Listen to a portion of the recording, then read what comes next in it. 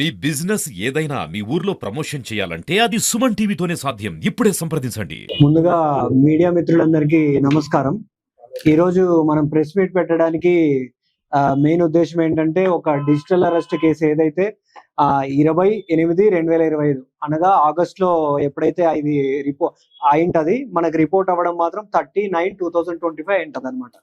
దాన్ని మనం crime number 157/25 case కింద రిజిస్టర్ చేసి ఉంటాము. దీంట్లో మెయిన్ ఫ్యాక్ట్స్ లోకి వెళ్తే ఏంటంటే, ఇప్పుడు మనం చూస్తున్నాము రీసెంట్ టైమ్స్ లో సైబర్ కేసెస్ అనేటివి చాలా ఎక్కువైపోయినాయి. అండ్ మోర్ ఓవర్ ఈ డిజిటల్ అరెస్ట్ కేసులు ఏవైతే ఉన్నాయో, నాట్ ఓన్లీ లైక్ మన ఏపీలో కాకపోయినా లైక్ ఇండియాలో అవుతున్నాయి, చాలా చోట్ల వరల్డ్ వైడ్ అవుతున్నాయి. సో రీసెంట్ టైమ్స్ లో ఈ డిజిటల్ అరెస్ట్ కేసులు అనేవి చాలా ఎక్కువైపోయినాయి. ఈ కేసు ఫ్యాక్ట్స్ లోకి వస్తే ఏమైందంటే, ఇందులో కంప్లైనెంట్ ఎవరైతే ఉన్నారో ఆమె 72 years విక్టిమ్ అనమాట. ఇప్పుడు ఈ కేసులో కంప్లైనెంట్ ఆమెకి ఏం చెప్తారంటే, ఒక వాట్సాప్ కాల్ చేస్తారు.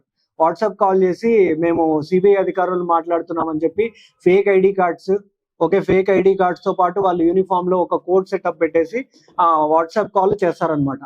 వాట్సాప్ కాల్ తో రెగ్యులర్ గా మాట్లాడుతూ, మీరు హ్యూమన్ ట్రాఫికింగ్ లో మీ ఆధార్ కార్డ్ నంబర్ దొరికింది, సో మీరు దీంట్లో కేసులో మిమ్మల్ని అరెస్ట్ చేయకూడదంటే మాకి డబ్బులు వేయాలి అని చెప్పి ఆల్మోస్ట్ అట్లా కొన్ని రోజులు మాట్లాడతారు.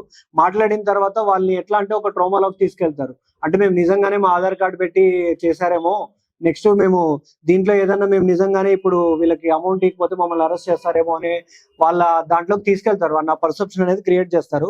సో అలా అయినప్పుడు వీళ్ళు ఏం చేశారంటే, ఇదంతా నమ్మించడం వల్ల నిజంగానే, ఎందుకంటే కొంచెం ఓల్డ్ ఏజ్ అండ్ సింగిల్ గా ఎవరైతే ఉంటారో వాళ్ళని టార్గెట్ చేస్తారు ఎక్కువ వరకు.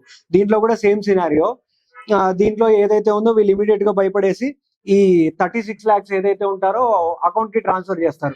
వాళ్ళు ఏదైతే అకౌంట్ నెంబర్స్ ఇస్తారో దానికి ట్రాన్స్ఫర్ చేస్తారు అనమాట. అది ఏ అకౌంట్ కి వెళ్తుంది, ఈ వెంకటేష్ అని చెప్పేసి మనకి వన్ ఆఫ్ ద ముద్దాయి ఉన్నాడు దీంట్లో అక్యూజ్డ్, తన అకౌంట్ లోకి వెళ్ళిపోతుంది. అది ఫస్ట్ లేయర్. అక్కడ నుంచి మళ్ళీ నెక్స్ట్ ఎట్లా ఉంటాయంటే, సైబర్ కేసులన్నీ కూడా సెకండ్ లేయర్, థర్డ్ లేయర్ అలా ఉంటుంది. ఇలా 36 lakhs పోయింటది మళ్ళీ డిఫరెంట్ అకౌంట్స్ లోకి 2 lakhs 3 lakhs ఇలా పోతుంటది అనమాట. సో దీంట్లో వెంకటేష్ అనేవాడు ఎవడైతే ఉన్నాడో వాడు ఫస్ట్ లేయర్ లో ఉంటాడు. వాడు అకౌంట్ లోకి ఈ డబ్బులు అనేవి వెళ్ళిపోతాయి. దాని తర్వాత నుంచి డిస్ట్రిబ్యూట్ అవుతుంది. దీంట్లో ఇంకొక అక్యూజ్డ్ ఎవరైతే ఉన్నారో వినోద్, ఇతను కూడా హైదరాబాద్, ముందు ఏవన్ కూడా హైదరాబాద్, దీంట్లో ఉన్న వినోద్ కూడా హైదరాబాద్.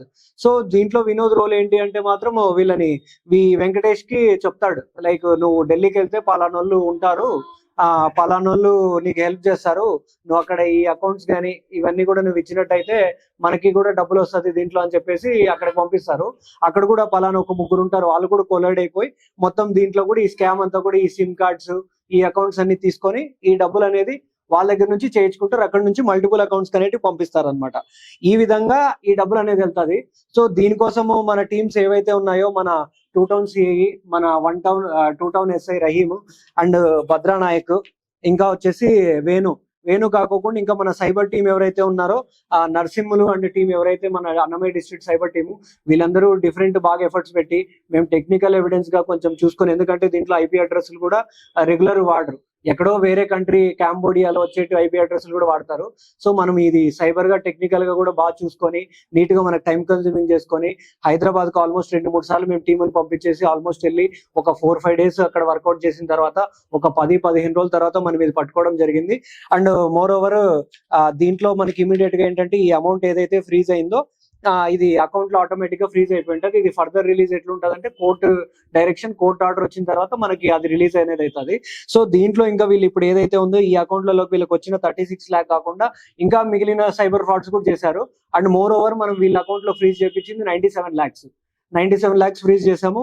అండ్ వీళ్ళ మీద ఆల్రెడీ కూడా గూడూరులో ఒక కేసు ఉంది, ఆకివీడులో ఒక కేసు ఉంది. ఆకివీడు అంటే వెస్ట్ గోదావరిలో ఉంది, గూడూరు తిరుపతి డిస్ట్రిక్ట్ లో ఉంది. ఇంకా వీళ్ళు సైబర్ కేసులు ఏమి చేశారు, ఇంకా దీంట్లో లింక్ ఏదనేది కూడా మనం ఇక్కడ నుంచి స్టార్ట్ చేసాము. ఫస్ట్ లేయర్ వెళ్ళాము, సెకండ్ లేయర్ వెళ్ళాము, ఇలా ఢిల్లీలో ఏ గ్యాంగ్ ఉంది అనేది కూడా మనము డెఫినెట్ గా దీన్ని ట్రేస్ అవుట్ చేస్తాము. అండ్ ఇంకా మోర్ ఓవర్ మన పెండింగ్ ఉండేవి ఇంకా డిజిటల్ అరెస్ట్ కేసులు ఏమైనా ఉన్నా వీళ్ళతో లింక్ ఉన్నాయా, ఈ 96 lakhs లింక్ ఉన్నాయా అనేది కూడా మనం ఫర్దర్ గా ఇన్వెస్టిగేషన్ అనేది చేసి ఈ కేసుని ఒక కొలిక్ అనేది తీసుకురావడం అనేది జరుగుతుంది. అండ్ దీంట్లో ఎవరైతే ఎఫర్ట్స్ పెట్టారో మా సిఐ అవ్వచ్చు, ఎస్ఐ మరియు మా ఇతర సిబ్బంది, ఈ సైబర్ టీం ఎవరైతే ఉన్నారో నరసింహులు అండ్ టీం కూడా చాలా బాగా కష్టపడిన అందరికీ కూడా నా ప్రత్యేక అభినందనలు. ఇంకొక మాట ఏంటంటే, డెఫినెట్ గా ఫైనల్ గా ఒక మెసేజ్ ఏంటంటే, ఇప్పుడు రీసెంట్ టైమ్స్ లో మనకి రెగ్యులర్ గా కూడా ఇది అనేది అవుతుంది. సో మీకు ఏదైనా కానీ ఇట్లాంటి కాల్ ఏదైనా వచ్చి సిబిఐ అధికారులు మాట్లాడుతున్నాము, హ్యూమన్ ట్రాఫికింగ్ లో మీ నంబర్ వచ్చింది, లేకపోతే ఇంకొక దాంట్లో మీది ఏదో వచ్చిందంటే మాత్రం ఎన్ఫోర్స్మెంట్ డైరెక్టరేట్ మీరు ట్యాక్స్ కట్టలేదు, మీరు ఇంత కట్టాలి, ఇట్లాంటి ఏమన్నా వచ్చినప్పుడు మాత్రం డెఫినెట్ గా ఇమీడియట్ గా మీరు తెలుసుకోవాల్సింది ఏంటంటే అట్లాంటి నంబర్లు ఏమన్నా వస్తే ఇమీడియట్ గా బ్లాక్ చేయండి. లేదంటే ఇది ఏదైనా మీరు పొరపాటున దాంట్లో 5,000 కానీ 10,000 కానీ ఇమీడియట్ గా ఏదైనా ట్రాన్స్ఫర్ చేసినట్టయితే ఇమీడియట్ గా 1930 అనేది మనకి ఇది dial free number, toll free number. ఇది కానీ మీరు చేశారంటే ఇమీడియట్ గా మీ అకౌంట్స్ నుంచి ఏదైతే ట్రాన్స్ఫర్ అవుతుందో అట్లాంటి ఇమీడియట్ గా అకౌంట్ లో ఫ్రీజ్ అయ్యేదైతుంది. డెఫినెట్ గా ఎవరైనా కానీ ఇట్లాంటి కాల్స్ వస్తున్నాయంటే నమ్మకండి, ఇమీడియట్ గా బ్లాక్ చేసుకోండి. ఈ ఫటాలు పొరపాటున ఏదైనా అమౌంట్ పోయినా కానీ విత్ ఇన్ సెకండ్స్ లో కూడా మీరు 1930 కాల్ చేయగలిగితే దాంట్లో ఉన్న ట్రాన్సాక్షన్స్ ఎక్కడికి వెళ్తున్నాయి ఏంటి అనేది కూడా మనం ఫ్రీజ్ చేయగలిగితే నెక్స్ట్ మనకు డిటెక్ట్ చేసేకి చాలా వరకు స్కోప్ ఉంటుంది. సో డెఫినెట్ గా దీంట్లో ప్రజల నుంచి కూడా ఏం కోరుకుంటామంటే ప్రజలు కూడా కోఆపరేట్ చేసి ఇట్లాంటివి ఏమి నమ్మకోకుండా, ఇట్లాంటి ఇన్సిడెంట్స్ ఏమి కాకోకుండా దీని నుంచి జాగ్రత్త పడతారని నేను కోరుకుంటూ సెలవు తీసుకుంటున్నాను. Thank you sir. ముఖ్యంగా సార్ డిజిటల్ అరెస్ట్ అయ్యింటారు కదా సార్, వాళ్ళు స్కామ్ పడిన వారు తమ డబ్బులు తిరిగి పొందే అవకాశం ఎంత శాతం ఉంటుంది సార్? అంటే ఇప్పుడు అదే చెప్తున్నాను, చాలా వరకు అయితే డిజిటల్ అరెస్ట్ కేసులు ఆర్ఎల్స్ సైబర్ కేసులు డిటెక్షన్ పర్సెంటేజ్ చాలా మినిమల్ లో ఉంటది. అండ్ మనము ఈ కేసు ఒక డిటెక్ట్ చేయాలంటే ఒక నార్మల్ కేసు మనము తొందరగా డిటెక్ట్ చేయగలుగుతాము. బట్ సైబర్ దాంట్లో డిటెక్ట్ చేయగలంటే డెఫినెట్లీ పర్సెంటేజ్ ఆఫ్ డిటెక్టింగ్ చాలా తక్కువ ఉంటది, మినిమల్ లో ఉంటది. లిటరలీ చెప్పాలంటే సింగిల్ డిజిట్ లో ఉంటది.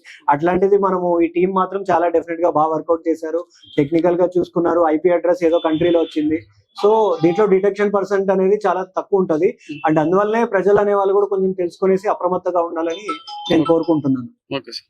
సార్ అంటే ప్రజలకు ఎలాంటి అవగాహన మీరు కల్పించబోతున్నారు సార్ ఇలాంటి డిజిటల్ మోసాల వల్ల? యా డెఫినెట్లీ ఒక మూడు చెప్పండి సార్, ఎలాంటి అవగాహనలు ఎలాంటి అవగాహనలు అంటే ఇప్పుడు చూసుకున్నట్టయితే మెయిన్ దీంట్లో ఇప్పుడు మాకున్న కేసులు నేను వచ్చినప్పటి నుంచి కూడా ఉన్న డిజిటల్ అరెస్ట్ ఇక్కడే కాదు, ఏజ్ ప్రొఫైల్ ఎట్లా ఉంటుందంటే 70-80 years ఓల్డ్, అంటే ఎల్డర్లీ పేరెంట్స్ ఎవరైతే వాళ్ళ పిల్లలు అబ్రాడ్ లో ఉండి లేదంటే బయట హైదరాబాద్ లో బెంగళూరులో సెటిల్ అయిన వాళ్ళు అట్లాంటివి తీసుకొని చేస్తున్నారు.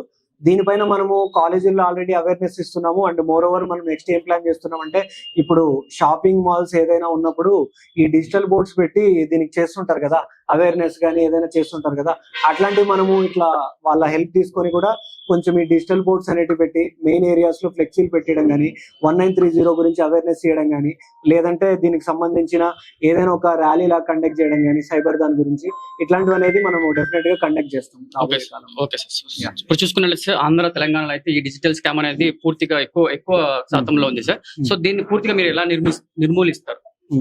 సో దీనికోసం ఫస్ట్ మనం మెయిన్ చేయాల్సింది ఏంటంటే ప్రివెన్షన్. ఇది అవ్వకూడదంటే ఏదైనా కానీ ప్రివెంట్ చేయాలి. జస్ట్ లైక్ మనం రోడ్ యాక్సిడెంట్స్ కోసం ప్రివెన్షన్ కోసం ఎట్లయితే హెల్మెట్ అవేర్నెస్ లేదంటే చలాన్స్ ఎట్లయితే ఇస్తున్నామో డిజిటల్ దాని గురించి కూడా ఫస్ట్ మనం చేయాల్సింది ప్రివెన్షన్ లో భాగంగానే అవేర్నెస్ క్యాంపెయిన్స్ అనేవి మనం కండక్ట్ చేస్తున్నాం.